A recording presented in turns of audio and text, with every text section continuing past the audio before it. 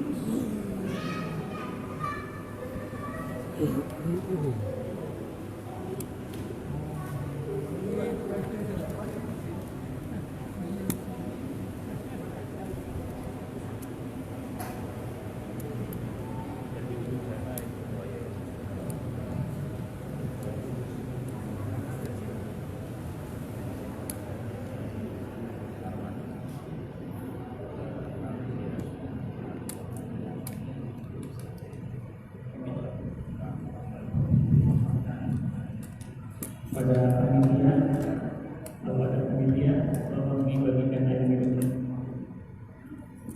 Air minum nanti samping sekalian sama bos.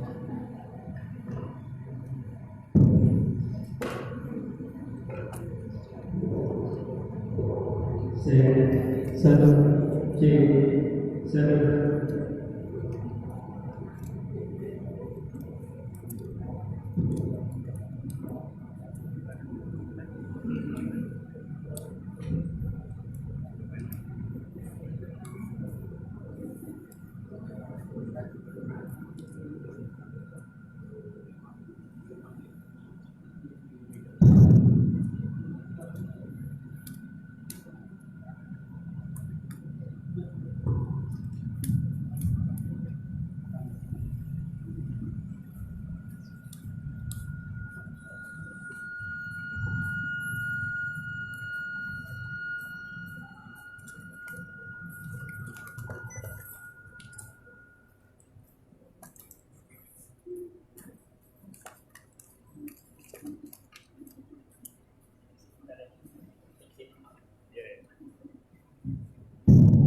Bismillahirrahmanirrahim. Assalamualaikum warahmatullahi wabarakatuh.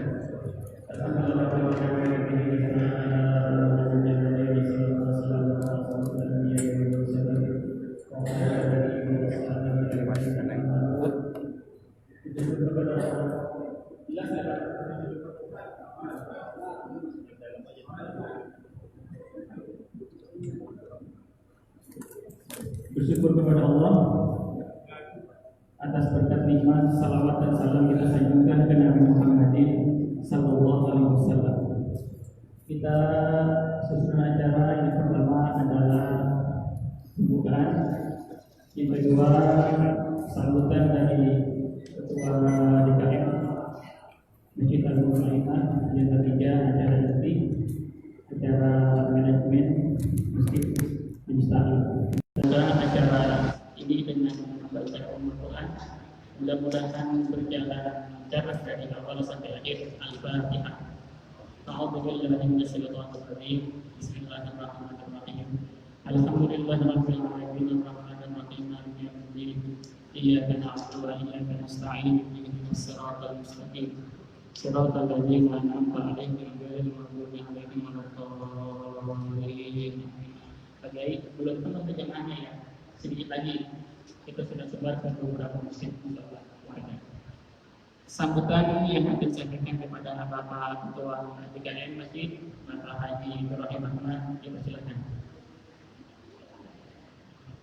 Bismillahirrahmanirrahim. Assalamualaikum warahmatullahi wabarakatuh.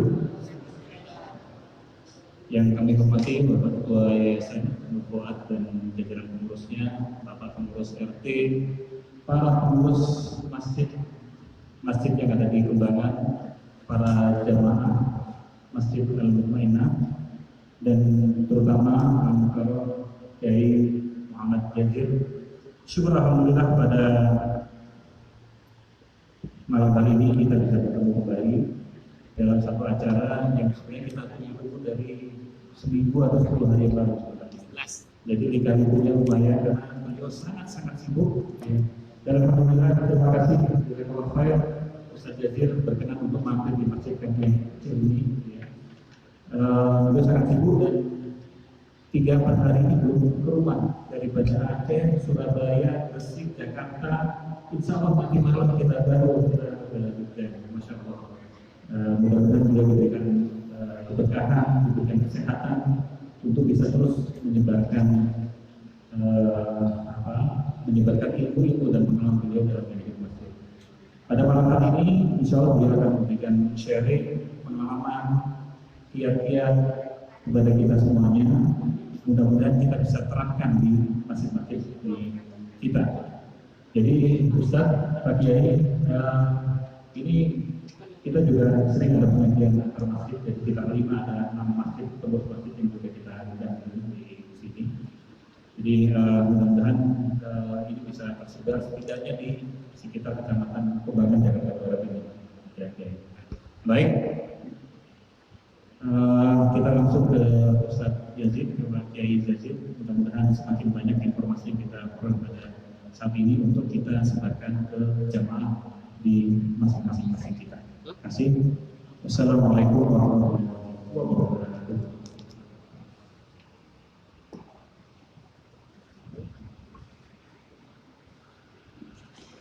Terima kasih sambutan dari Bapak Ketua. Langsung saja, kalau menurut saya kita akan langsung kepada Bapak Kiai. Waktu seluas-luasnya kami masih.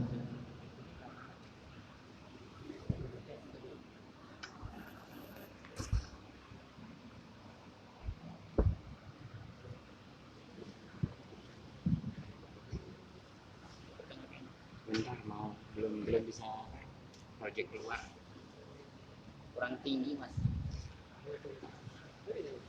Assalamualaikum warahmatullahi wabarakatuh.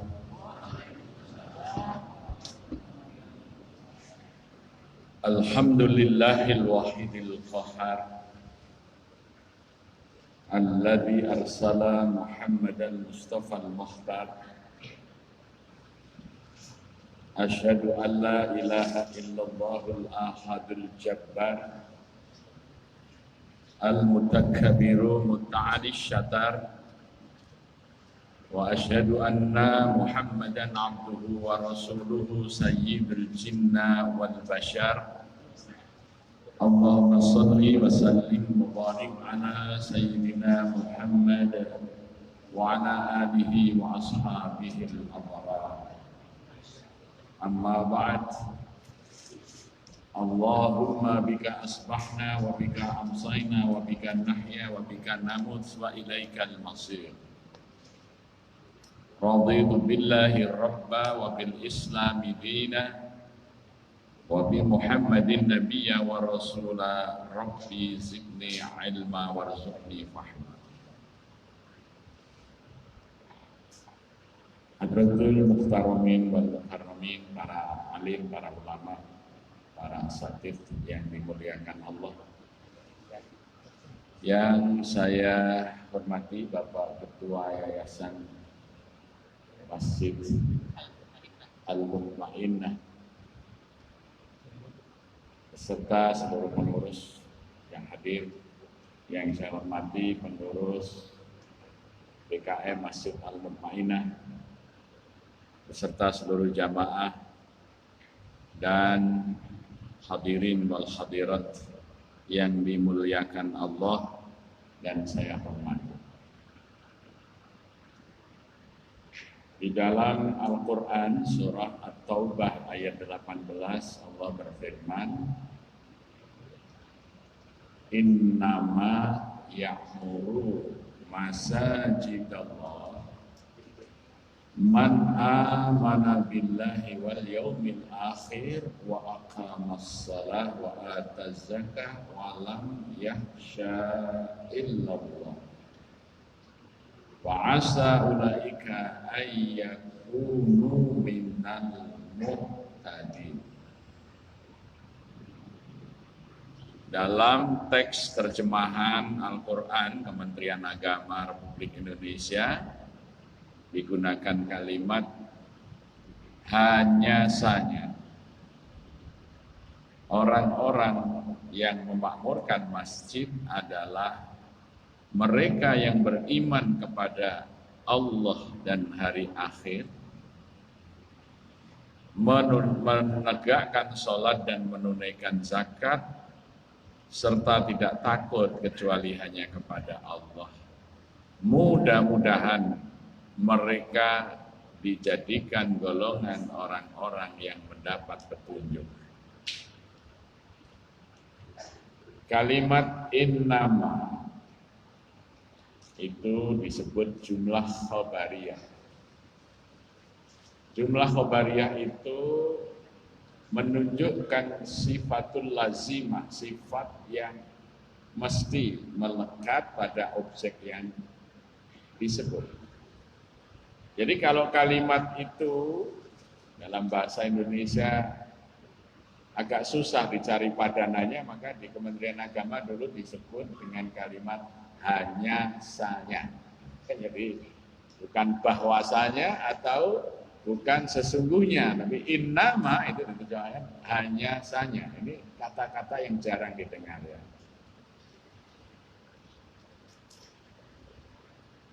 Jadi Allah menyatakan bahwa hanya saja orang-orang yang memakmurkan masjid, mereka adalah orang-orang yang beriman kepada Allah dan hari akhir.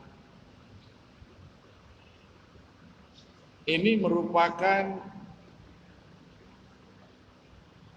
konsep normatif.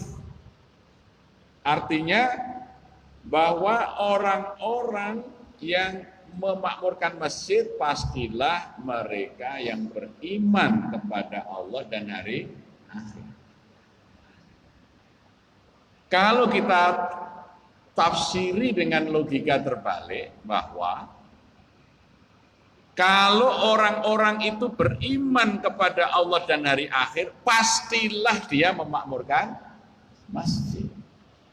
Maka kalau ada orang yang beriman kepada Allah dan hari akhir, ya, mengaku demikian, tapi tidak memakmurkan masjid, berarti tidak memenuhi syarat imannya kepada Allah dan hari akhir.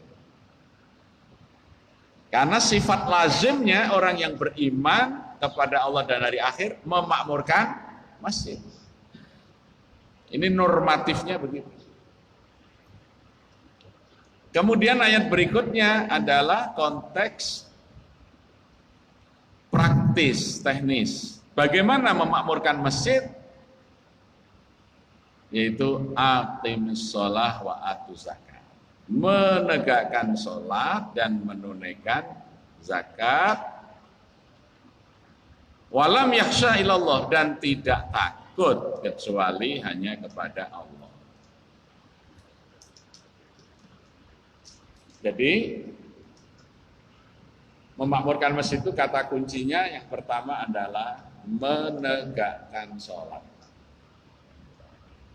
Maka tugas pemakmur masjid adalah bagaimana menjadikan masjid makmur dengan menegakkan sholat, bukan dengan mengerjakan sholat. Yang pertama, menegakkan sholat adalah menegakkan kekhusyukannya.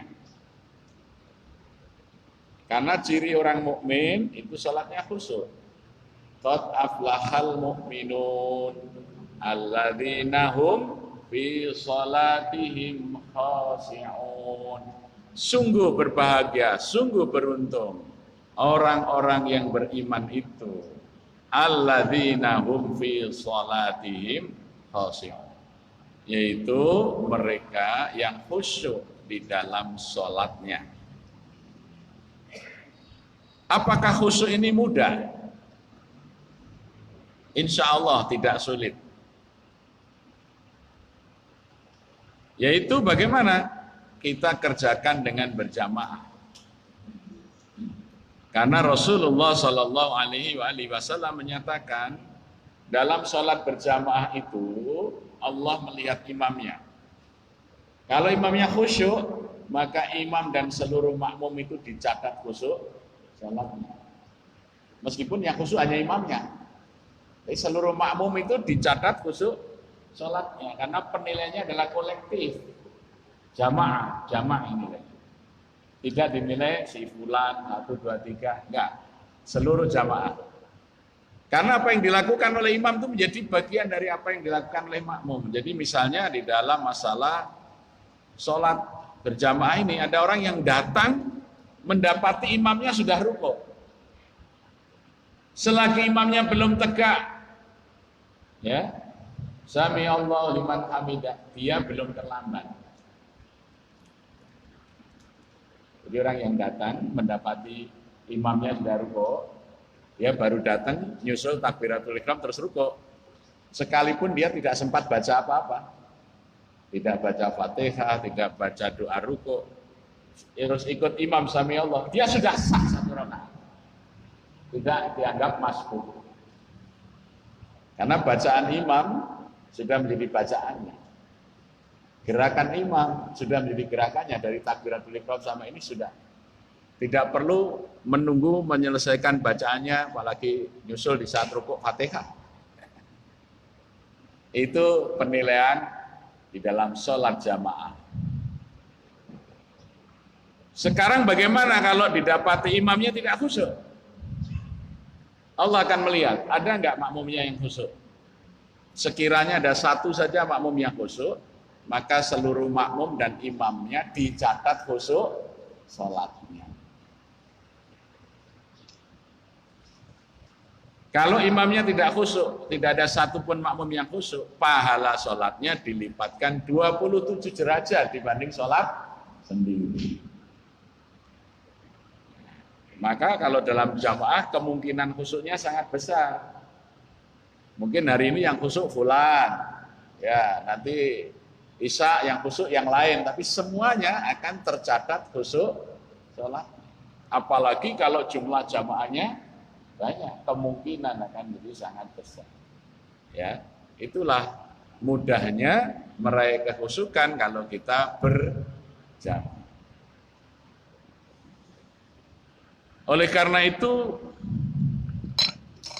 menegakkan sholat adalah melaksanakan sholat itu secara berjamaah sebagaimana sunnah Rasulullah Sallallahu Alaihi Wasallam dalam hal sholat fardu. Berdasarkan hadis-hadis yang sahih, ada 3 hukum mengenai sholat jamaah ini menurut 3 madhab. Yang pertama, madhab Dohiri atau disebut juga kaum Hanabilah, ini mengatakan bahwa sholat berjamaah dalam sholat fardu merupakan rukunnya sholat. Maka tidak sah sholatnya seseorang dalam sholat fardunya kalau dia tidak melaksanakan dengan berjamaah. Ini pendapat yang paling keras. Hadis yang jadi landasannya juga sangat kuat. Karena sampai Rasulullah mengatakan, sungguh aku ingin menyuruh seseorang untuk mengumandangkan adzan, aku menyuruh seseorang lagi untuk menggantikanku menjadi imam, dan aku akan mengajak beberapa orang dengan membawa kayu bakar. Aku akan datangi rumah-rumah orang yang tidak datang jamaah, akan aku bakar rumahnya. Ini hadis muttafaq alaih. Jadi kalau diamalkan sekarang ditangkap Densus itu.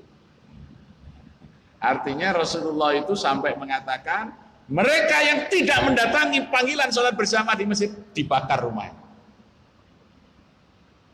Apalagi mereka yang tidak datang berjamaah di waktu isya dan subuh. Nabi jelas mengatakan, inna asqalas shalah alal munafikun as-shalatul isya wa shalatus subuh. Sesungguhnya yang berat bagi orang munafik itu adalah datang berjamaah sholat di waktu isya dan subuh. Sekiranya orang-orang munafik itu ngerti pahalanya sholat isya dan subuh berjamaah, pastilah mereka mendatanginya walau habwan, meskipun harus dengan merangkak-rangkak. Ini hadis juga muttafaq alaih. Artinya apa? Kalau orang tidak pernah bisa mendatangi jamaah di waktu Isya dan subuh, ini kalau menurut Rasulullah termasuk golongan munafik. Karena katanya jelas inna asqala shalah alal munafikun. Hadisnya kan begitu.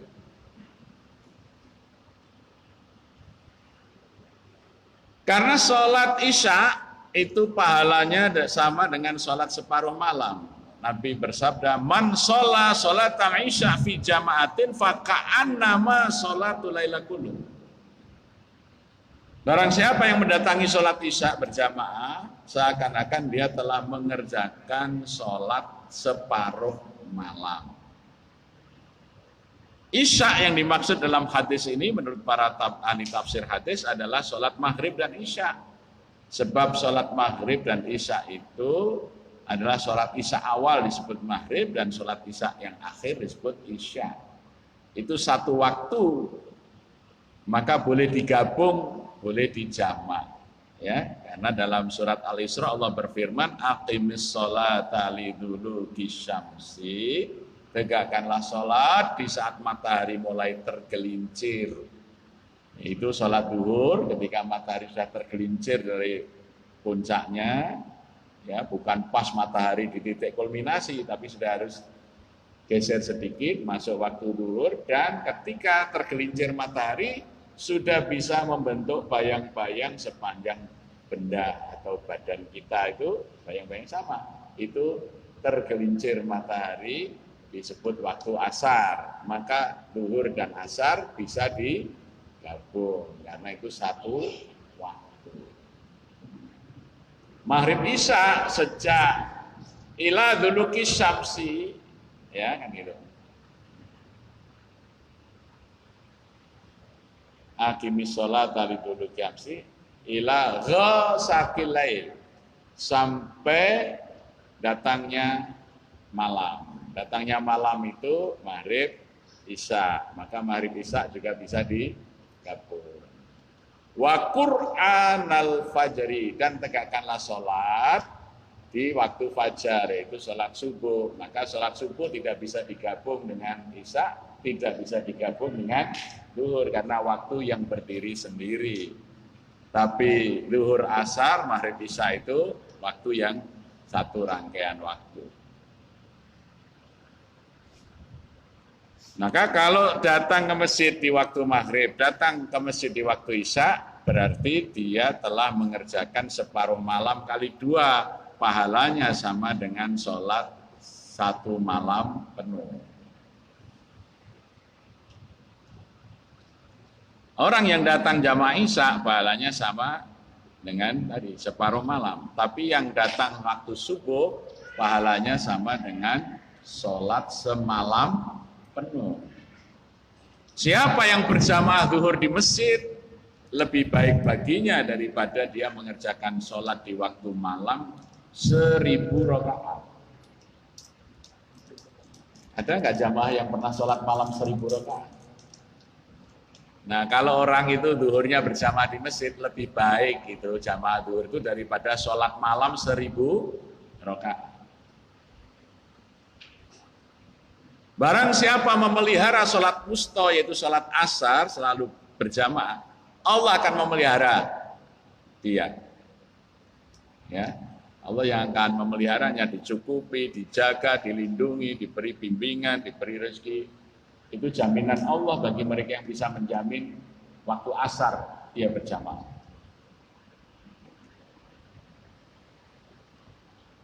Pendapat hukum yang kedua dari Imam Ahmad bin Hambal. Sholat berjamaah di masjid dalam sholat fardu itu bukan rukun, tapi hukumnya wajib. Maka sholatnya sah, tetapi berdosa karena meninggalkan kewajiban berjamaah. Pendapat hukum yang ketiga dari jumhur ulama, mayoritas ulama mengatakan sholat berjamaah dalam sholat fardu adalah sunnah muakkadah, adalah sunnah yang sangat dikuatkan. Itu serendah-rendah pendapat hukum. Maka kewajiban orang yang memakmurkan masjid adalah bagaimana ya mereka yang diamanati sebagai takmir atau DKM, Dewan Kemakmuran, adalah menggerakkan masyarakat itu untuk berbondong-bondong menegakkan sholat 5 waktu di masjid. Maka harus dilaksanakan adzan.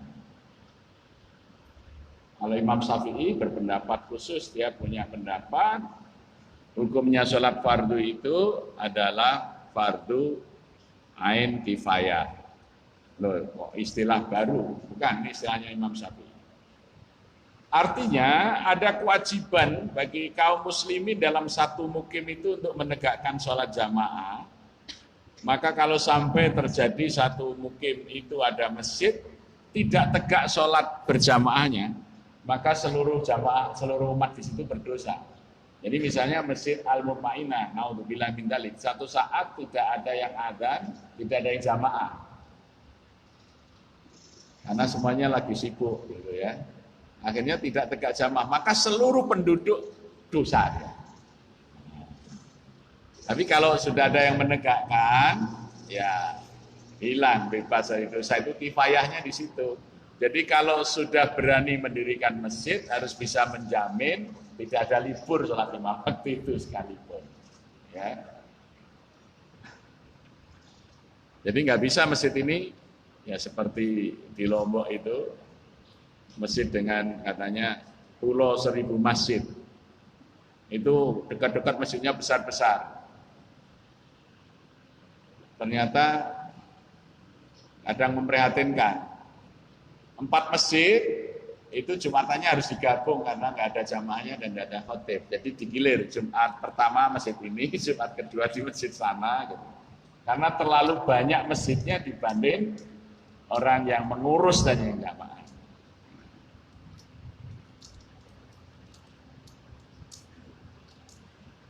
Maka bagaimana kita sebagai DKM, sebagai takmir ini menegakkan sholat jamaah itu, mengajak masyarakat, ya. Jadi harus ada kesungguhan kita untuk melakukannya. Yang pertama, masjid itu sudah harus tahu siapa yang menjadi tanggung jawab umatnya itu ya, umat Masjid Al-Multazam ini wilayah dakwahnya berapa luas, berapa RW, berapa RT, berapa KK, berapa jiwa.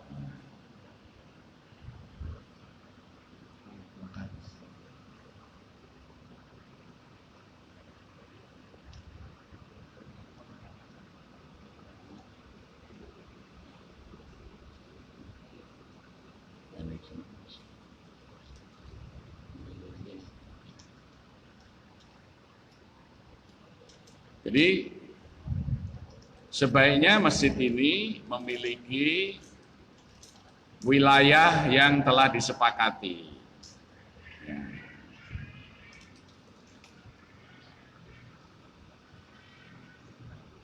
Kalau sudah ada kesepakatan tentang wilayah dakwah masjid, hendaknya masjid ini mendata. Itu kami lakukan tahun 1999. Ini formatnya, data isian penduduk. Ya. Masjid Jogokarian sudah menetapkan wilayah dakwahnya itu 4 RW, 18 RT. Ternyata di situ ada 907 kepala keluarga, yang non-muslim 215, berarti ada 687 kakak muslim. Jumlah jiwanya 2.973 jiwa. Kemudian ya Usia yang sudah wajib sholat disebut mukallaf itu ada 1.839 orang. Muslim muslimah yang sudah kena beban kewajiban sholat. Karena ada anak-anak, orang gila ya yang tidak kena kewajiban kan. Itu yang disebut mukallaf itu 1.839. Ini kita lakukan pendataan, yang mengerjakan hanya anak-anak remaja masjid, anak-anak SMP kelas 2, kelas 3 sama anak-anak SMA kelas 1. Kita kumpulkan, ayo coba kita bagi ini 18 RT, siapa yang rumahnya di RT ini, nanti mendata tetangganya, tanya kepada, bukan langsung pada orangnya, tanya kepada sebelahnya itu, rumah ini siapa kepala keluarganya, ditulis, siapa nama istrinya, pekerjaannya di mana, ya dan lain sebagainya. Tanya sudah sholat atau belum? Kalau belum sholat ya tulis belum sholat. Sudah berjamaah ke masjid belum? Belum. Ya. Nanti kita cross check dengan data di kelurahan yang berkait dengan tanggal lahir, pekerjaan, pendidikan. Ya. Nah dari database ini kemudian kita buat dalam bentuk peta. Ambil peta ini dari kantor pajak bumi dan bangunan kan jelas ya. Nah, ini peta wilayah dakwah Masjid Jogokarian. Ini masjidnya. Ini kotak-kotak kuning ini musola-musola yang ada di kampung Jogokarian.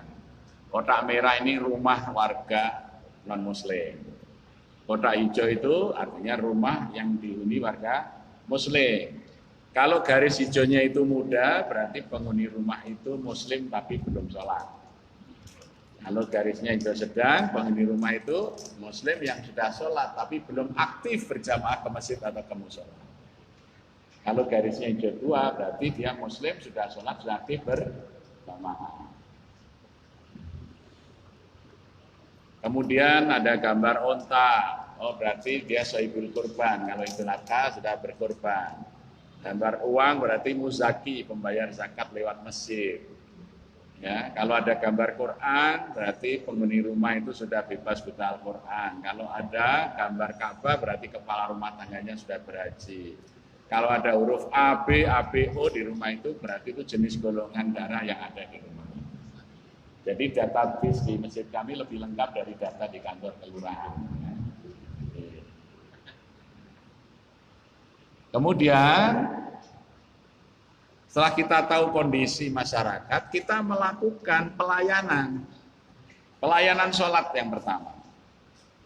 Ternyata tahun 99 bulan Desember itu kita data, kita dapatkan masih ada dari 1.839 Muslim yang mukallaf yang belum sholat itu 816. Karena Jogja itu termasuk daerah abangan kalau menurut Senogogronya ya. Abangan itu dari kata abaan, orang yang enggan, yang menolak untuk melaksanakan perintah Allah. Ya, dari kata aba wastakbaro wa kana minal kafirin gitu. Kata Senogogronya itu ada orang Jawa mengaku beragama Islam tapi tidak mau sholat, tidak mau zakat, tidak mau kurban, bahkan tidak senang dengan hal-hal yang berbau Islam. Padahal ngaku KTP-nya Islam. Ya, maka oleh Senogogronya ini disebut kaum abaan. Orang Jawa nyebut abangan. Kemudian ada orang Islam yang taat melaksanakan agama, maka disebut kaum mutian. Orang yang taat. Orang Jawa nyebut putian. Ya, si abang dan putih. Ya. Jika digambarkan bendera kita itu abang dan merah dan putih. Jadi ada orang Islam yang mutian, yang taat, tapi juga ada orang Islam yang menolak, gitu kan? Yang hidup dalam satu wilayah negara. Kan? Di samping bermakna berani dan suci, tapi secara sosiologis bisa dimaknai begitu, ya.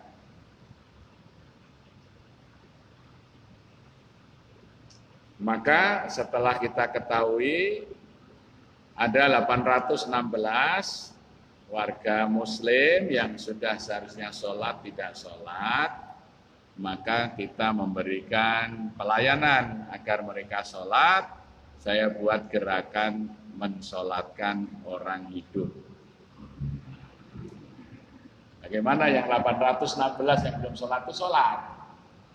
Maka saya kumpulkan warga, ustadz-ustadz jamaah kita yang sudah bisa sholat dengan baik, sudah senior, kita ajak mendatangi rumah-rumah warga itu, menawarkan, Bapak atau Ibu, kalau berkenan mau belajar sholat dengan baik, masjid mulai bulan Januari tahun 2000 ini akan menyediakan ustadz untuk belajar sholat. Bapak Ibu tetap di rumah saja, kapan jadwalnya belajar sholat. Alhamdulillah responnya bagus, ya. Tidak ada yang menolak, ya. Sebagian besar justru dengan gembira menyatakan begini, Pak, alhamdulillah Pak, saya itu sejak pensiun sudah mau sholat, tapi nggak tahu di mana tempat belajarnya sholat. Karena Pak, di masjid itu tidak ada itu jadwal belajar sholat. Kalau tabligh akbar sering saya baca tabligh akbar, Ustadz ini tanggal sekian, jam sekian, ya. Besok pengajian tang ini jam tanggal sekian. Selalu saya lihat di masjid itu kapan ya jadwalnya belajar sholat, nggak ada. Saya berusaha cari di koran, iklan koran tuh, kursus bahasa Inggris ada, kursus tari ada, kursus musik ada, tapi tidak ada yang pasang iklan kursus sholat. Nah ini ada, disambut gembira. Banyak yang kemudian masyarakat itu ya datang. Dan bahkan ada yang, Pak, saya ngajak teman-teman seangkatan saya di kantor yang pensiun supaya bareng-bareng belajar sholat. Akhirnya tahun 2005 itu tinggal 315, tahun 2009 tinggal 27, tahun 2011 tinggal 4 yang belum sholat. Itu namanya mensolatkan orang hidup.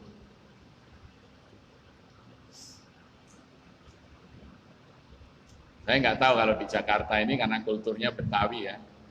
Orang Betawi itu ada nggak yang Islam yang nggak sholat? Kaum abangannya ada nggak di sekitar masjid kita ini? Maksudnya dia Muslim tapi belum sholat. Dan sudahkah kita tahu dan sudahkah kita mengajak? Kita tidak sepantasnya kemudian mencaci maki mereka dalam khotbah, ceramah, awas itu. Kalau orang Islam tidak sholat, nanti dia tetap di neraka karena batas antara Islam dan kafir adalah sholatnya. Yang dikhutbahi kan yang sudah sholat. Yang tidak sholat di luar sana nggak pernah dengar itu. Ya, ini namanya melaksanakan adzan. Karena adzan itu mengundang dengan cara tertata, terorganisir. Bukan hanya meneriakkan kalimat adzan, hayya 'alas shalah, itu baru meneriakkan kalimat adzan, belum melaksanakan.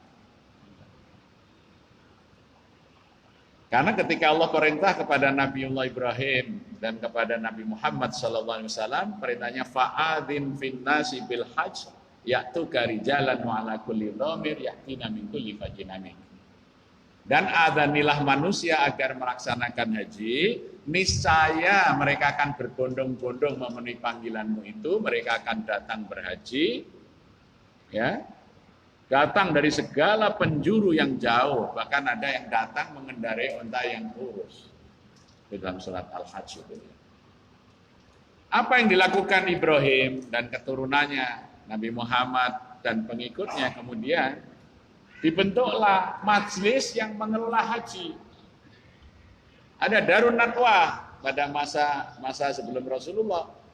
Dibagi ada yang syekh-syekh para sesepuh, ya.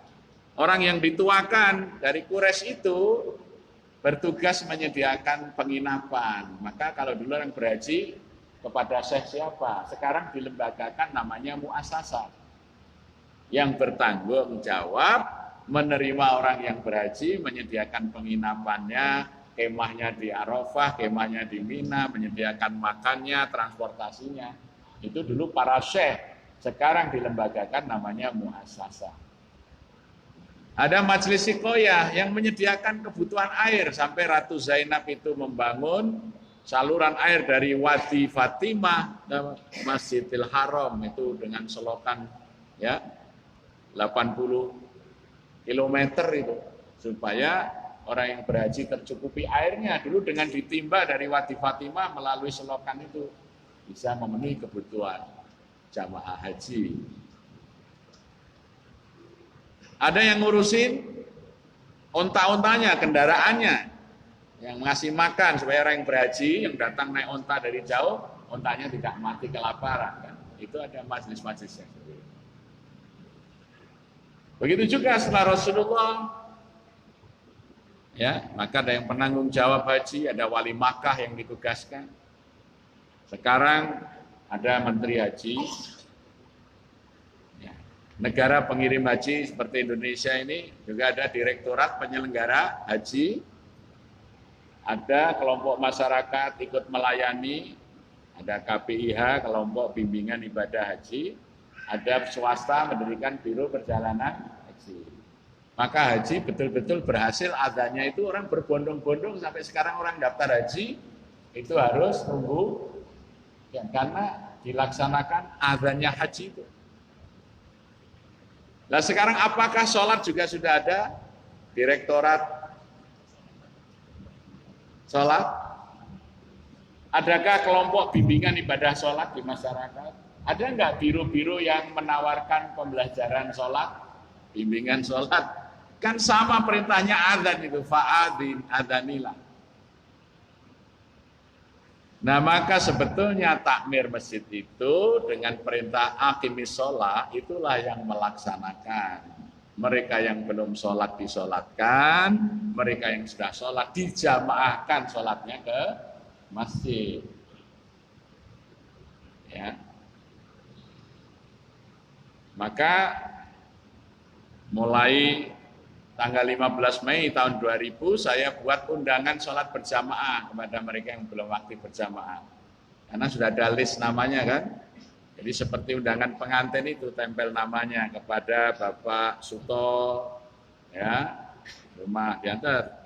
Ini undangan apa? Persis formatnya kayak undangan pengantin itu. Kalau di undangan pengantin ada ayat ya, pernikahan, ayat Ar-Rum ayat 21, maka saya cantumkan di situ hadis-hadis keutamaan sholat berjamaah, man sholat subhi fi jamaatin dan seterusnya. Ya. Ini undangan apa Pak? Ini undangan sholat berjamaah Pak, mulai besok tanggal 15 Mei tahun 2000 subuh jam 4.31. NB insya Allah sesudah subuh ada kultum dan kami sediakan kopi susu serta snack. Tanggal 15 banyak orang yang datang. Tidak hanya kopi susu dan snack, kami sediakan door prize. Saya cari sponsor dari kompor gas, sepeda, ya, sampai televisi gitu. Ada door prize-nya tiap pagi subuh. Gitu. Ramai dari anak-anak sampai orang tua, ibu-ibu jamaah ke masjid setelah mendengarkan kultum tentang keutamaan sholat berjamaah, kemudian menikmati kopi susu, snack, dan nunggu door prize. Ya, sekarang alhamdulillah ya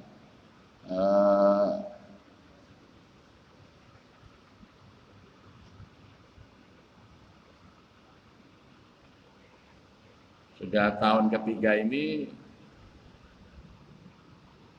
kita sediakan door prize umroh bagi yang paling aktif sholat berjamaah di masjid.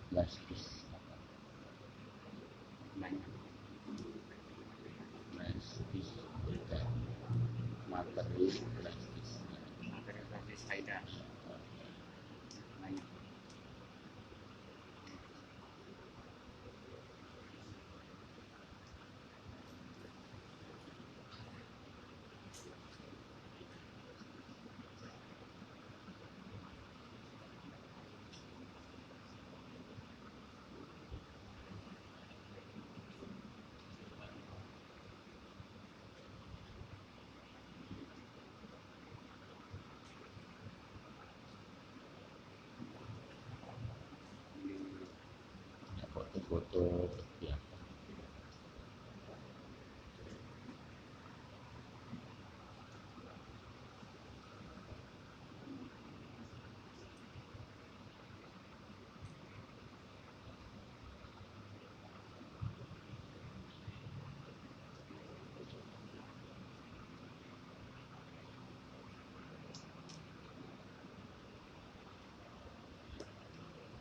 Ya, ini suasana subuh ya. Alhamdulillah subuh selalu penuh.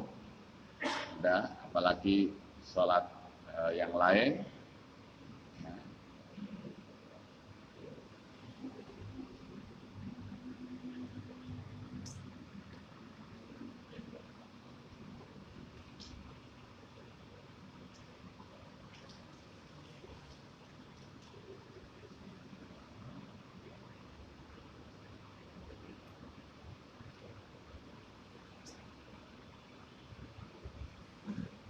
Ya, nanti sambil saya carikan foto-fotonya ya.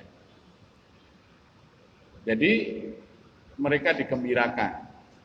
Basiru wala tunafiru kata Nabi. Gembirakan, jangan dibuat mereka lari. Ya, jadi ada door press, ada ini supaya mereka bergembira. Saya dikritik juga, Ustaz, ini gimana nanti kalau orang sholatnya terpaksa karena hadiah? Saya bilang nggak apa-apa, terpaksa masuk surga itu masih lebih enak daripada dengan ikhlas masuk neraka. Ya orang itu pertama itu ya dengan begitu at-tarhib wa tarhib, dibuat mereka itu ada kegembiraan, jangan dibuat masjid itu serem gitu. Masjid itu tempat yang menyenangkan. Selesai subuh sambil dengarkan ceramah, ada minuman, makanan, terus door press, gembira masjid itu ya. Kemudian selanjutnya bagaimana kita merawat jamaah? Kita bentuk tim. Jadi kalau yang sudah sholat berjamaah kok 3 hari tidak nampak, segera dikunjungi rumahnya, Pak. Kami tunggu kok nggak kelihatan. Oh iya, saya lagi keluar kota. Ya besok Bapak kalau sudah selesai sudah nggak capek jamaah lagi, Pak ya. Jadi ya sebab apa? Coba kalau kita itu berhenti ke masjid 3 hari, memulai hari keempat tuh mau ke masjid lagi mesti berat. Ya, ibarat Nabi itu seorang gembala kalau nggak merhatikan dombanya, domba itu yang lepas dari gerombolannya akan diterkam oleh serigala. Jadi orang yang sudah ke masjid ini kalau lepas dibiarkan, oh sulit lagi mengajak lagi. Ayo Pak ke masjid, dulu sudah.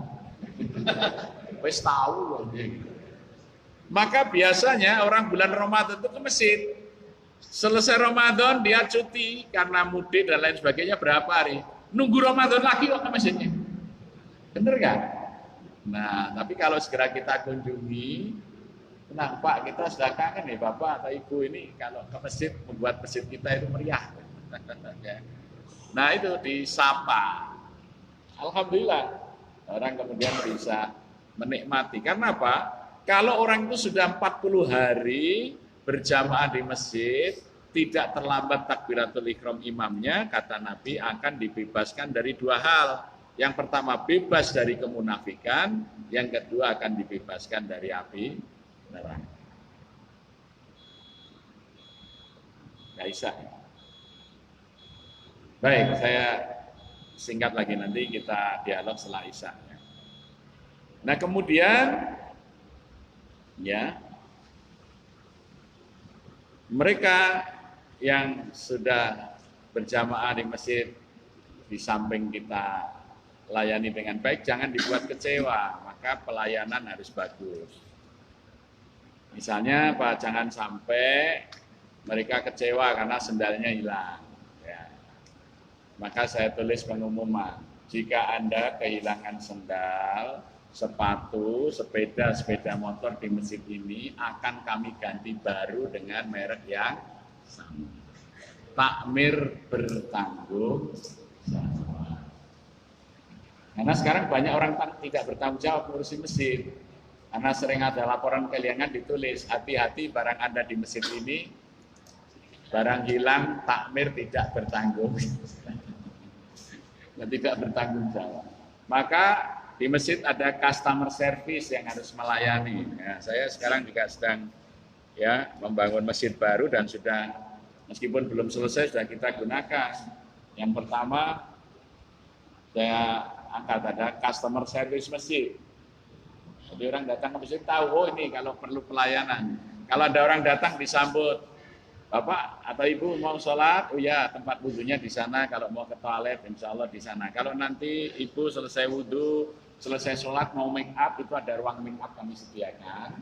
Make up dasar ada dari bedak sampai dengan eyeshadow maupun lipstick. Kalau nggak bawa bisa nanti kan. Ruangannya kami sediakan di sana. Customer service-nya yang melayani ya, ada yang putra, ada yang putri ya. Ini pelayanan. Terakhir sebelum Isya, nah nanti kita lanjut dialog. Pertanyaannya kan bagaimana membiayai? Sederhana sekali. Kita harus punya perencanaan, program dan keuangan. Karena sekarang banyak masjid tidak ada planning. Ini masjid Al-Mutmainah ini setahun ke depan akan menghabiskan biaya berapa? Tahun yang lalu berapa Pak? 1 tahun? Ya. 15, 1 bulan. Ya. Jadi kita hitung saja.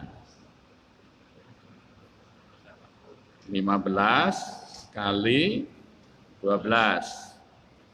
180 juta. Ini kalau penuh jamaah Jumat itu berapa? 700. 180 juta dibagi 12 bulan, dibagi 4 kali Jumatan, dibagi 700.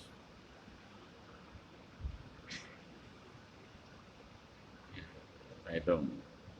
Nah, 180 juta dibagi 12 bulan, dibagi 4 pekan, dibagi 700 orang. Cukup 1 pekan, 1 jamaah berinfak 5.357 rupiah lah, bulatkan 6.000. Jadi kalau 700 orang ini, infaknya kalau Jumatan 6.000 sudah cukup seluruhnya. 180.000 ini 1 tahun. Iya, sudah 180 juta. Maka kalau di masjid kami sampaikan hitungan ini. Terus kita gerakkan. Apabila Anda berinfak, kalau ini angkanya ya, itu 5.300. Nah ini tadi cuma 5.300. Kalau Anda berinfak 5.300, bulatkan aja 6.000. Jika Anda berinfak 1 pekan 5.000 rupiah, Anda adalah jamaah mandiri. Karena Anda sudah bayar honor khotib sendiri, bayar air wudhu sendiri, bayar listrik sendiri, bayar merbot sendiri. Dan jika infak Anda lebih dari 6.000 rupiah per pekan, Anda telah membantu jamaah yang lain. Dan jika infak Anda kurang dari 6.000, berarti ibadah Anda di masjid ini masih disubsidi orang lain. Meskipun demikian, kami dengan senang hati melayani Anda beribadah di masjid. Jadi kalau 700 orang sholat Jumat di sini, infak masing-masing 6.000 sudah cukup. 180 juta setahun itu. Kan tidak mahal. Ya. Kalau dibagi 7 hari, nggak sampai 1.000 sehari itu infaknya. 6.000 dibagi 7 kan cuma sekitar 900 per hari. Masa nggak kuat jamaah kita infak 1.000 rupiah per hari. Ya, itu contoh paling sederhana. Kalau jamaah diberitahu ini pengeluaran kita setahun sekian-sekian, untuk ini sekian. Saya gaji imam masjid saya 7 juta. Ada jamaah tertanya, ini Pak gajinya kok mahal 7 juta? Loh, kok mahal gimana? Saya tanya, kalau Anda ngasih pengamen berapa? Sekali ada pengamen sering itu dikasih berapa di sini kira-kira? Oh, ada yang 5.000, ada yang 2.000. Nah, karena masjid kami itu jamaahnya kalau penuh 2.000, ya, maka kalau gajinya imam 7,5 per hari hanya 350.000. Dia ngimami 5 kali. Hanya 250.000, dia ngimami 5 kali. Berarti sekali imam honornya hanya 50.000. Dibagi makmumnya 2.000. Satu makmum hanya ngasih 25 rupiah, kan kurang ajar itu. Pengamen dikasih 5.000, 2.000, imamnya dia kasih 25 rupiah. Bener nggak? Coba dihitung. 7,5 juta bagi 30 hari, 250.000. Dibagi 2.000, dibagi 5 kali sholat, 50.000 dibagi 2.000 jamaah. Berarti satu jamaah itu memberi honor imam hanya 25 rupiah. Ngasih pengamen 2.000, apa nggak kurang ajar jamaah masjidnya itu? Kalau sampai mempertanyakan 7,5 juta itu mahal. Anda ngasih imam yang hafal Quran, suaranya bagus, hanya 25 rupiah, itu nggak kualat. Nah, ketika kita hitung, kita sampaikan kepada jamaah. Anda kalau mau masuk tol, bayar dulu atau bayar belakang? Bayar dulu. Anda juga bisa di masjid ini infak bayar dulu. Berarti setahun berapa? 6.000 kali 4 berapa? 24.000 kali 12 berapa? Nah, kita hitung saja. Ya. Jadi 6.000 kali 4 kali 12 bulan. 288.000. Jadi kalau jamaah ini bayar di depan 300.000, berarti sudah infak selama setahun. Bayar di depan, mau banyak jamaah yang mau di masjid saya 60% bayar di depan. Jadi kalau bayarnya sudah infaknya sampai Desember, dia meninggal besok Agustus, masih tercatat sholat karena masih ada infak. Kecil sekali sebetulnya biaya masjid ini kalau seluruh jamaah berpartisipasi, tahu. Ya. Tapi kalau 180 juta dipikir oleh DKM sendiri, wah setahun 180 juta, sebulan gini. Dari mana? Dia hanya menghubungi beberapa orang. Akhirnya orang ini yang sering dihubungi memberi, dihubungi terus. Akhirnya orang, wah aku nggak usah aktif di masjid, nanti tiap ada apa masih diminta, gitu ya. Nah, tapi kalau dibagi bareng-bareng ini menjadi ringan sekali. Ya. Nah, itu yang kami lakukan. Jadi mengelola masjid itu sebetulnya harus transparan dan melibatkan partisipasi masyarakat. Ringan sekali kok itu. 300.000 sudah infak 1 tahun. Nah, kalau 700 jamaah itu melakukan 180 juta itu kan sudah dipegang takmir, nggak usah khawatir. Ya. Apalagi perencanaan kegiatannya jelas. Sholat Jumat itu setahun kan 53 kali. Ya, 53 kali itu akan mendatangkan khotib nasional berapa kali, khotib regional berapa kali, khotib lokal berapa. Honornya khotib nasional berapa. Honornya ini kan bisa direncanakan keuangannya dengan baik.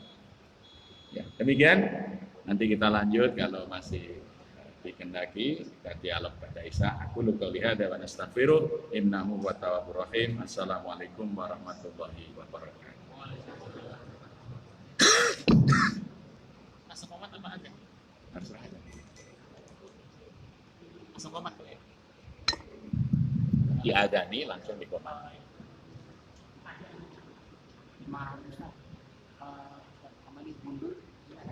Tidak apa-apa. Coba pakai nanya.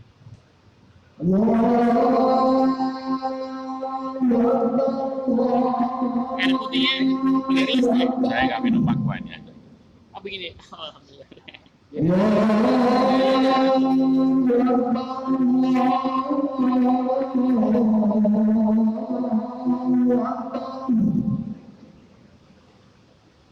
أشهد